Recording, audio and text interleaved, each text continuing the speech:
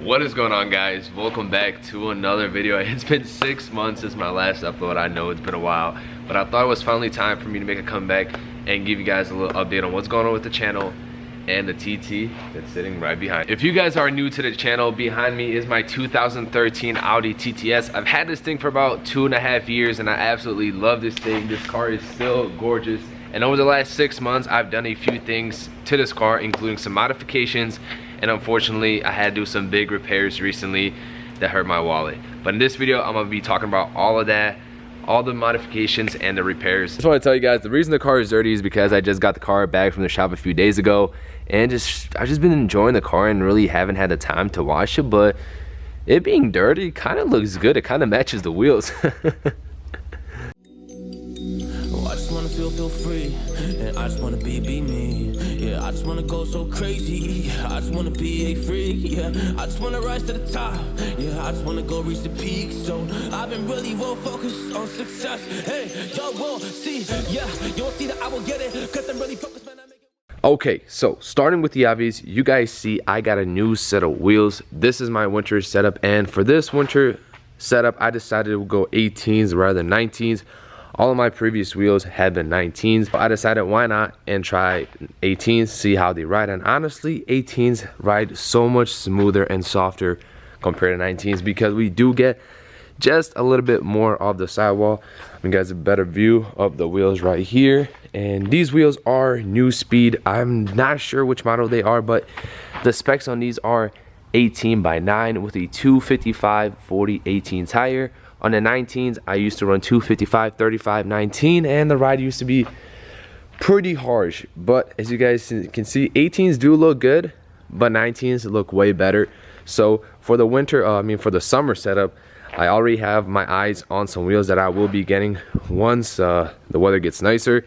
But I will be going back to 19s because, you know, I do not mind sacrificing a little bit of comfort for looks. And I think the car is gonna look so aggressive with the wheel setup that I'm gonna be rocking. If any of you guys are familiar with New Speed wheels, they specialize in lightweight Trek wheels, and I did not get these wheels on purpose for my winter setup.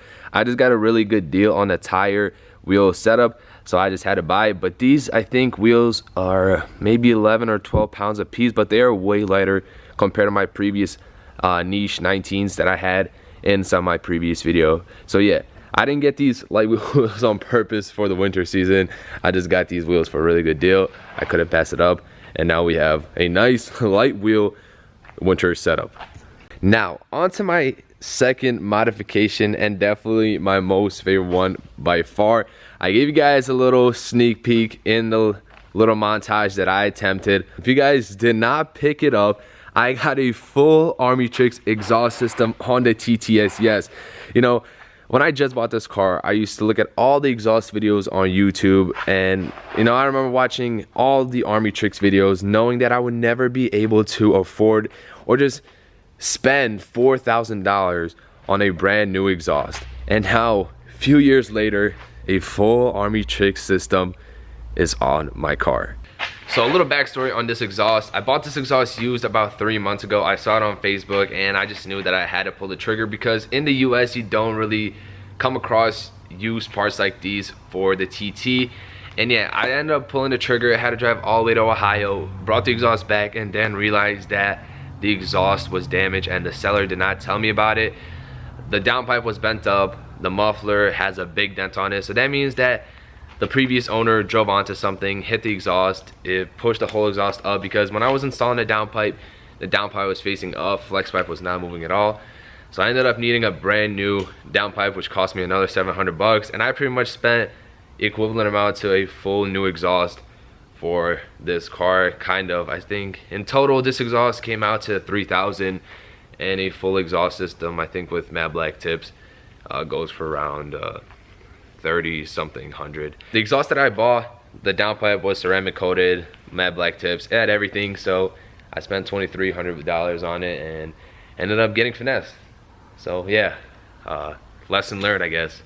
But yeah, this exhaust is insane. It sounds amazing. This is definitely by far the best exhaust for the TT, hands down. Since the muffler was damaged, it was kind of hard to align the tips perfectly. So I did the best I can, and honestly they came out pretty good. But if from farther away you guys see that the tips are kind of uneven, that's the reason why. But I tried my best, I swear. I tried my best. From here they look perfect. My next video will be a pure exhaust video of this Armytrix exhaust, but since you guys are here right now, I will give you guys a little preview of how this exhaust sounds.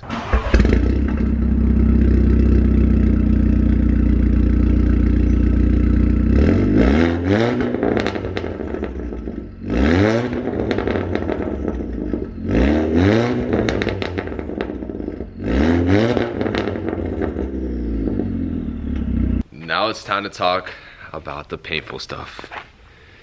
$3,001.53 in repairs. I've owned a TTS for about 2.5 years, and in those 2.5 years I really haven't had to do much maintenance on this car except get a vacuum leak fixed and do the timing. The timing is just a common maintenance that these cars just have to go through, and it was finally time for me to, you know, pay the price for owning a German engineered car, because parts are expensive, labor is expensive, because at the end of the day, German engineering is expensive. I'm gonna list everything that I got done for $3,000 on the TTS.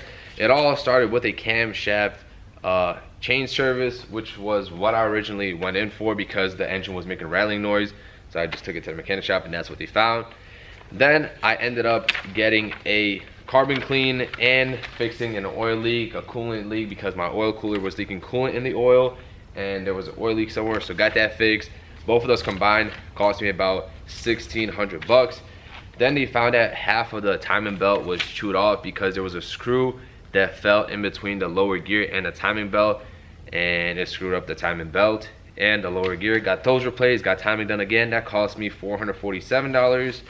Then we got a whole bunch of extra parts required, which included an oil filter housing, which was chipped, spark plugs, thermostat, just a whole bunch of stuff in between those jobs that needed to be replaced. Then we had a liquid moly engine flush, $66, BCV valve replaced, $88, and a drivability test, $56, which came out to $3,000. You know, of course, there were a few things that I could have done myself, but I did all the extra stuff I could to this engine because I wanted this car to be as healthy as possible, because I will be getting a stage 2 plus